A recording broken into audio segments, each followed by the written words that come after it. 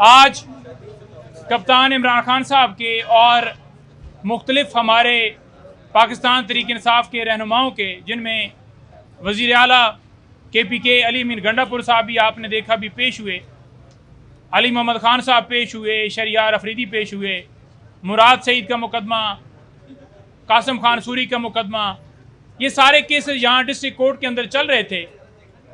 पहले मैं आपको बताऊं, इमरान खान साहब की हद तक तो आज अदालत में पेश हुए हैं और खान साहब की यहाँ पर हाज़िरी के लिए हमने इस्तदा की है और अदालत ने 20 अप्रैल को इमरान खान को अदालत में तलब कर लिया है। खान साहब की हद तक कुछ 6 से 7 केसेस थे। 25 मई लॉन्ग मार्च हुआ था, उसके ऊपर खान साहब पे और पाकिस्तान तहरीक इंसाफ के रहनुमाओं के ऊपर दर्जनों के हिसाब से केसेस दर्ज किए गए थे। पुरअमन एहतजाज हर शहरी का हक है। दूसरी तरफ आप देखें, PMLN हो, JUI हो, पीपल्स पार्टी हो या कोई जमात हो, वो सुप्रीम कोर्ट के ऊपर हमला करें, उनके ऊपर कोई इतराज़ नहीं है। वो जहां मर्जी है धरना करें, जलसा करें, उनको कोई रुकावट नहीं है। आज भी आप देखें कि हमने जलसे के हवाले से इंतज़ामिया को दरख्वास्त दी हुई है 30 तारीख के लिए, लेकिन क्या आपने कहीं पर देखा कि मंजूरी हुई है? नहीं देंगे। खौफ, डर और जो भी अदलिया की आज़ादी के ऊपर, रूल ऑफ लॉ के ऊपर, मुल्क के अंदर साफ शफाफ इलेक्शन होने चाहिए थे, उसके ऊपर कोई भी एहतजाज करेगा तो उसके ऊपर पाबंदी है। अली अमीन गंडापुर साहब पेश हुए हैं। आपने देखा कि मुख्तलिफ अदालतों में कभी कोई अदालत वारंट निकाल रही है, कभी कोई, तो कानून का सामना उन्होंने किया है और अदालत के सामने आकर जहां पर उनकी नहीं ज़रूरत थी वहां पर भी पेश हुए हैं। अब नहीं ज़रूरत थी वाला जो केस है या बाकी केसेस हैं, मैं उसके बारे में बताऊं कि अली अमीन गंडापुर साहब इस्लामाबाद हाई कोर्ट से उनकी जो FIR थी वो क्वैश हो गई थी। उसके बावजूद उनके नाम से पुकार चल रही थी, हालांकि ऑर्डर हमने अदालत में जमा करवा दिए थे। तो उन्हें पता चला कि मेरे नाम के हवाले से पुकार चल रही हैं, तो उन्होंने कहा कि मैंने उन अदालतों में भी पेश होना है जहां पर अभी पुकार चल रही है। तो ये है कानून की बालादस्ती। एक तरफ KPK के अंदर देखें, सेहत कार्ड हो या पनाहगाहें हो या वहाँ पर लोगों के अंदर जो है वो रमज़ान में पैकेज देने के हवाले से हो, तो हमारी परफॉर्मेंस, हमारा एजेंडा, हमारा विजन आपके सामने आ रहा है कि हमने आते ही कहा है कि कोई हल्का खुलवा लें KPK में, हम हाजिर हैं। और दूसरों का भी आ रहा है कि सिवाय टिकटॉक के अलावा कोई परफॉर्मेंस नहीं है। पिछले जितने एतवार गुजरे हैं, सिवाय करप्शन, अपने केसेस बनाने के, अपने पैसे बनाने के, उसके अलावा उनका कोई और जो है मकसद नहीं था। इक़्तिदार में आना, केसेस ख़त्म कराना, नैब के अंदर तरामीम करना, पैसे बनाना, अपार्टमेंट्स बनाना, फिर बाहर चले जाना, बाहर से वापस आना और आकर फिर डील करके इक़्तिदार में आकर वो जो अपार्टमेंट्स बनाए हुए हैं उनका हिसाब ना देना और आकर बरजुमान होना और कौम की तौहीन करके जमहूरियत के ऊपर हमला करके कहना कि ये देखें जी, हम जनाब यहाँ पर हमें आवाम ने मुंतखब किया और हम खड़े हैं। आवाम ने आपको रिजेक्ट कर दिया। किस वजह से? कि आपकी परफॉर्मेंस नहीं है। डोनाल्ड लू के बयान के ऊपर एक कमेंट करना चाहूँगा, एक और कमेंट करके आपसे इजाज़त लूँगा। डोनाल्ड लू ने जो बयान दिया है वो खुद चोर है, उसने जो है वो कसूरवार है, वो मुल्ज़म है। जो मुल्ज़म होता है वो कभी भी तस्लीम नहीं करता कि उसकी कोई गलती है।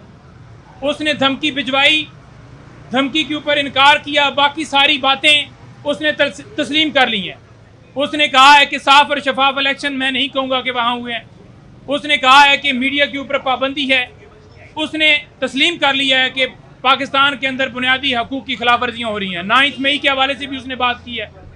तो सारी बातें तस्लीम कर ली हैं उसने, और एक बात उसने रिजेक्ट की है जो उसके ऊपर था कि तुम कौन होते हो हमें कहने वाले कि अगर इमरान खान को हटा दोगे तो तुम्हें माफ़ कर दिया जाएगा और अगर इमरान खान को नहीं हटाओगे तो तुम नताइज भुगतोगे।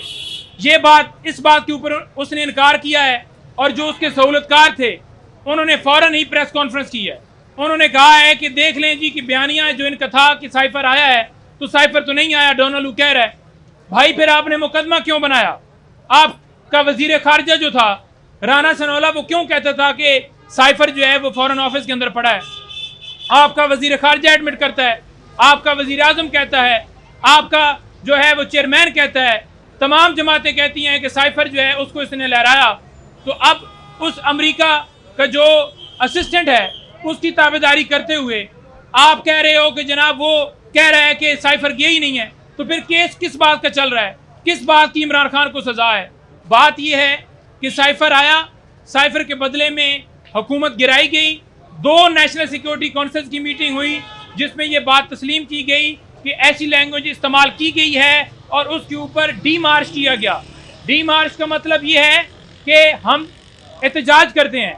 तो जब डी मार्च कर लिया गया है, नेशनल सिक्योरिटी काउंसिल की मीटिंग के अंदर ये बात तस्लीम कर ली गई है, तो आज फिर तुम अमेरिका के साथ मिल गए हो। तो ये है इनका असल चेहरा।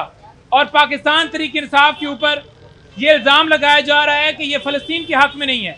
एक मुहिब वतन पाकिस्तानी, एक मुसलमान जिसने मुस्लिम उम्मा का मुकदमा लड़ा, 15 मार्च उसने इस्लामोफोबिया के हवाले से दिन मंजूर करवाया। इमरान खान ने अल-कादर ट्रस्ट बनाया कि वहाँ पर इस्लामी तालीम हासिल की जा सके और इन्होंने उसके ऊपर ही, उस अल-कादर ट्रस्ट के ऊपर ही मुकदमा बना दिया। वो एक मुहिब वतन पाकिस्तानी है। मेरे साथ इमरान खान ने कहा कि आप जाकर फ़लस्तीन के हवाले से बात करें और बताएं कि हम इसराइल को कभी जो रियासत है तस्लीम नहीं करते। ये जो नवाज शरीफ है, इमरान खान के लफ्ज़ हैं, नवाज शरीफ है, ये आया है पाकिस्तान में, इसने आते ही कोई बयान दिया है? इसने आते ही कोई फ़लस्तीन के हक़ में स्टेटमेंट दी है? क्योंकि ये अमेरिका और इंडिया और उनके साथ मिला हुआ है और उनके साथ ये बात तय करके अमेरिका के साथ ये डील करके आया है, तो लिहाजा इसने नहीं बोलना। और दूसरी तरफ हमारे ऊपर इल्ज़ाम है कि ये इदारों के खिलाफ हैं। हम इस बात की पुरजोर मजम्मत करते हैं। ये जो कैंपेन चलाई जा रही है, इमरान खान के अल्फाज आपको याद होंगे। उन्होंने कहा था कि ये मुल्क मेरा है, ये अदारे मेरे हैं, और कोई ये प्रोपेगेंडा करने की जितनी मर्जी कोशिश करे, जितनी मर्जी अपनी सोशल मीडिया की टीमें या अपने तर्जुमान भर्ती करें कि हमने अटैक करना है, इनके पास परफॉर्मेंस के लिए एक चीज़ भी नहीं है सिवाय इमरान खान के ऊपर झूठे केसेस, जेली बोतान लगाने के। इनके पास कोई एक एजेंडा नहीं है कि इस मुल्क को कैसे इस दलदल से निकाल सकते हैं। तीनों इतवार की हुकूमत, इनकी 16 महीनों की हुकूमत आपने देखी, इनकी परफॉर्मेंस ज़ीरो है। 8 फरवरी लोगों ने इनको रिजेक्ट किया, इन्होंने मैंडेट के ऊपर डाका डाला। इमरान खान का, पाकिस्तान तहरीक इंसाफ का, पाकिस्तान तहरीक इंसाफ के वर्कर्स का 2 टोक जवाब है कि हम इंशाअल्लाह ताला इनके हलक से ये मैंडेट वापस लेंगे। ये जलसे, जुलूस, रैलियाँ, लॉन्ग मार्च, धरने, इनके हम एक्सपर्ट्स हैं और हर जगह के ऊपर आप देखेंगे कि इंशाअल्लाह ताला हम दिन ब दिन ये जो सिलसिला है आगे बढ़ेगा। तो सब ये बताइएगा कि डोनाल्ड लू को भी पेश कर दिया गया, पीटीआई की तरफ से प्रेस कॉन्फ्रेंस भी हो गई, अब नेक्स्ट प्लानिंग क्या है? देखिए, नेक्स्ट प्लानिंग हमने 30 के लिए इजाज़त मांगी हुई है और ये एहतजाज पूरे मुल्क में इंशाल्लाह होंगे।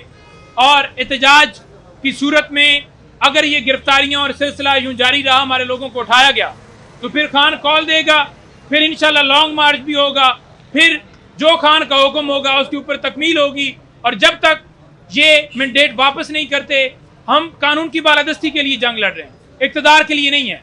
और कानून की बालादस्ती यही है कि जो मैंडेट है वापस किया जाए और असल नुमाइंदों को, जो इस मुल्क के अंदर कानून चाहते हैं, उनको यहाँ पर होने दिया जाए।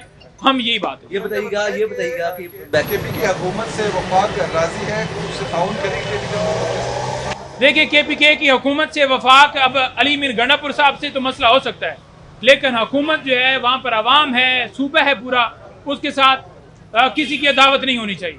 अब अली मीर गंडापुर वज़ीर आज़म, जो सो कॉल्ड वज़ीर आज़म है, जो मुंतखब भी नहीं हुआ, उसके पास गया है सिर्फ़ और सिर्फ इसलिए कि सूबे के मसाइल के लिए, बतौर पाकिस्तान तहरीक इंसाफ के सूबे के सदर की हैसियत से नहीं, बतौर वहाँ पर कोई पीटीआई के रहनुमा की हैसियत से नहीं, बतौर वहाँ पर गया है उस सूबे की नुमाइंदगी की हैसियत से कि वो सूबे का वज़ीर आला है और उसने जाकर बात की है, मसाइल की बात की है, जो पेंडिंग्स हैं ड्यूज 1500 अरब, उसके हवाले से उसने बात की है, बिजली के हवाले से बात की है कि वहाँ पर लोड शेडिंग जो की जा रही है, तो वो उसके ऊपर फ़र्ज़ है और उसको भी गलत रंग दिया गया है। लेकिन अब ये वफाक जो सो कॉल्ड हुकूमत है, उसका काम है कि सूबों का ख्याल रखना, उनके जो फंड्स हैं उनको वापस करना, जो उनको कोई मसाइल हैं उनको हल करना।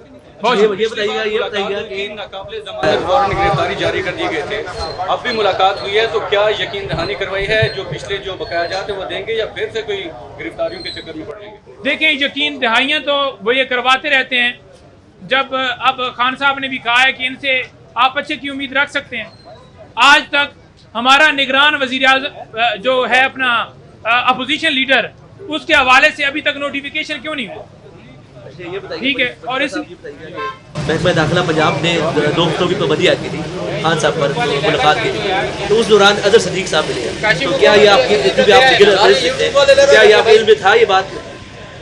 देखें, उस दरमियान अगर अजहर सदीक साहब मिले हैं तो एक शख्स को अगर मिलने दिया गया है तो उसमें कोई इतनी बात नहीं है। हम ये कह रहे हैं कि यहाँ पर मेरे ये सारे दोस्त, ये सारे इमरान खान की लीगल टीम है और ये आपके सामने खड़े हैं। इन सब का ये सारे केसेस में पेश होते हैं, सुबह से लेकर शाम तक अदालतों में खान साहब के केसेस की पैरवी करते हैं। तो लीगल टीम को नहीं मिलने दिया जा रहा। अगले दिन गए हैं 6 लोग, उसमें उन्होंने कहा कि आप 6 लोग आ सकते हैं। हम वैसे तादाद हमारी कोई 20-25 थी, मेरा नाम उन्होंने भिजवाया कि आप आ जाएंगे। हमारे सीनियर एक वकील हैं, ILF के प्रेसिडेंट हैं, चेयरमैन हैं, शादाब जाफरी साहब। हमने कहा कि उनका मुझसे भी जो जाना ज़्यादा ज़रूरी है, तो उन्होंने कहा जी कि फिर वो आ जाएं आप ना। भाई ये क्या बात हुई कि आप लिमिट लगाएंगे कि 4 जाएंगे या 5 जाएंगे? वकला के हवाले से अदालत ने हुक्म दिया है कि वो पूरे हफ्ते में किसी दिन भी उनके वकील जितने चाहें जा सकते हैं। पॉलिटिकल लीडर जो हमारे हैं, रहनुमा हैं, उनको भी इजाज़त हो। सहाफ़ी जितने जाना चाहें उनको जा सकें। क्यों पाबंदी है? सिर्फ इसलिए कि आकर बाहर स्टेटमेंट जो हैं वो ज़्यादा से ज़्यादा ना हो, ज़्यादा लोग ना बोलें।